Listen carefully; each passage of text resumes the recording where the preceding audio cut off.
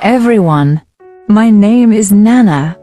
I'm 80 years old. I was born in a small village in Africa, surrounded by red earth, tall palm trees, and the songs of birds that seemed to praise God every morning. My life was simple, yet I always believed God had a special plan for me. Little did I know that His plan would unfold in a way that would leave people talking for generations. Today, I want to share with you my story, one of faith, hope, and the miraculous power of God. When I was a young girl, I had dreams like everyone else. I dreamed of being a mother, holding my own child, and teaching them the songs and stories of our ancestors. But as the years went by, and I reached my 20s, then my 30s, and even my 40s, that dream began to fade. My husband, Kofi, was a good man. He loved me deeply, and though he, too, longed for children, he never made me feel less because of our childlessness. But inside, I struggled. In a culture where motherhood is seen as a woman's greatest blessing, I often felt inadequate. People whispered, "What sin has she committed?" Others said, "She is cursed." I prayed, fasted, and sought God's face for years, yet my womb remained silent. How many of you have prayed for something for so long that you wondered if God was even listening, but also accepting that I would grow old without children? I clung to Psalm 34:18. The Lord is close to the brokenhearted and saves those who are crushed in spirit. This verse became my anchor. Years turned into decades. I devoted my life to serving in the church, helping young mothers, and raising other people's children as if they were my own. But in the quiet of my heart, I still whispered a prayer. "Lord, if it pleases you, let me experience the joy of motherhood, even if only for a moment." At 79, I began to notice strange things.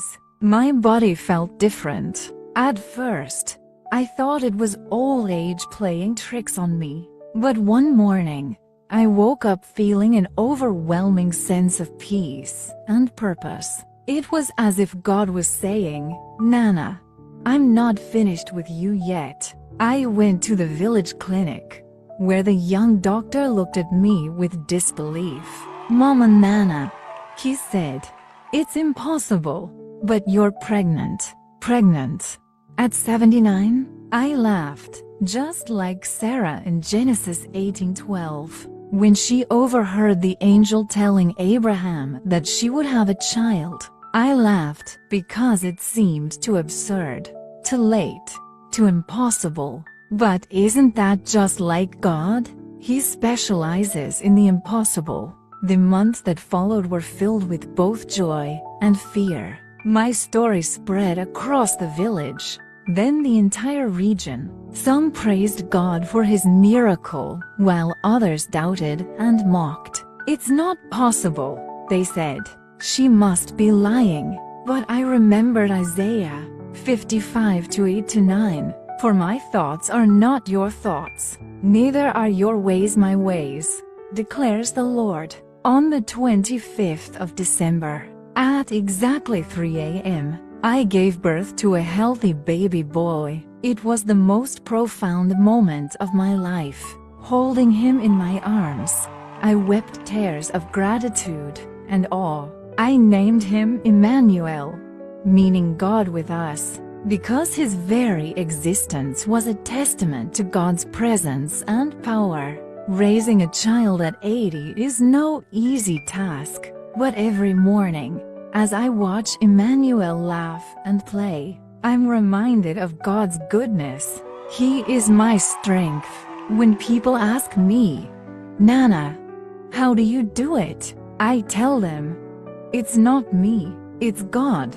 His grace is sufficient." My story is not just about an old woman giving birth. It's about the faithfulness of God. It's about trusting Him, even when the odds are against you. It's about believing in His promises, even when the world tells you it's too late. Let me ask you, what are you believing God for? What prayers have you stopped praying because you think it's too late? I encourage you to bring those prayers back to the altar. Remember Abraham and Sarah. Remember Hannah. Remember me, Nana. Trust in the Lord with all your heart and lean not on your own understanding. Proverbs 3-5. He is a God of miracles.